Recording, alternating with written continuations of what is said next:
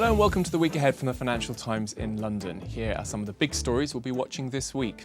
NATO foreign ministers gather in Brussels for their first big political meeting since Donald Trump won the US election. Results from TUI, one of the world's largest tour operators, will give us some guidance on the tourism industry after a challenging year. And some closely watched data on eurozone businesses will shed light on how the single currency area has fared since the shock of the US election result. But first, Brussels will play host this week to a gathering of NATO's foreign ministers, and it'll be the first significant meeting of its kind since Donald Trump became president-elect. While the future US leader's stance on the military alliance won't be on the official agenda, it'll be hard for ministers to avoid the claims made by Mr. Trump during his campaign, namely that the US might not defend its NATO allies under Russian attack unless Washington was not, as he put it, reasonably reimbursed. Mr. Trump has somewhat stepped back from this view since winning the election, talking instead of NATO's enduring importance. For his part, NATO's Secretary-General Jens Stoltenberg has made it clear he's certain the US will show a continued commitment to NATO. Here's what he had to say. I am certain that that will continue to be the case, also not only because President-elect Donald Trump stated clearly that he supports the NATO and the obligations we all have made in being members of the alliance. But I also strongly believe it because strong NATO is not only good for Europe, it's obviously good for us because that is, cornerstone of our security. But it's also good for the United States. Mr. Trump seems set to ramp up pressure on European members to increase financial contributions to the alliance. It comes amid moves by NATO to boost cooperation with the EU as the bloc takes steps to deepen defence coordination between its member states. Now to TUI, the world's largest tour operator by revenues, which is expected to continue to show strong earnings when it reports full-year results on Thursday. In an earlier trading update in September, the FTSE 100 company, which operates the Thompson and First Choice brands, raised its full-year forecast for earnings growth from 10 to 13%. Another strong set of results could help the company to convince investors of its plan to create a new European leisure airline.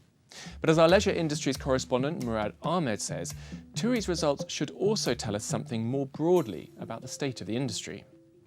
TUI is a very good barometer of the wider travel industry. We'll be looking very carefully as to the travel trends of tourists across Europe. There have been a spate of terrorist attacks in places like Paris and Turkey and Brussels, and we'll be looking to see what the wider impact of that has been. We've largely seen tourists moving to places like Spain and the Mediterranean. And also we'll be looking to see what the impact of Brexit has been on inbound travel in the UK. There had been a hope that it would result in much more travel because of the lower value of sterling against the euro, and this could be the first evidence of that taking place. And finally, this week we'll see the release of figures for the poll of purchasing managers in eurozone businesses. The data will give some indication of how the economic area has reacted to the US election results earlier in the month. Next week, we're expecting quite a strong indication that the Eurozone's economy has managed to weather the initial shock of the US election result. Flash reading of the Purchasing Managers Index for the single currency area showed a few weeks ago that the economy was actually growing at its strongest rate so far this year in November. The final readings we're going to see next week, and they're expected to confirm that initial data. A recovery in jobs and a raft of new orders are expected to keep growth on track in the months ahead.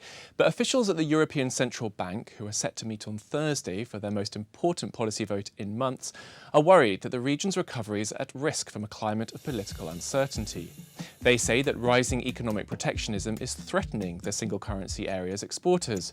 That, combined with a growing risk of a crisis in emerging markets, are likely to see the ECB extend its promise of a monthly €80 billion bond purchase programme beyond next March and into the second half of next year. And that's what the week ahead looks like from the Financial Times in London. See you again next time.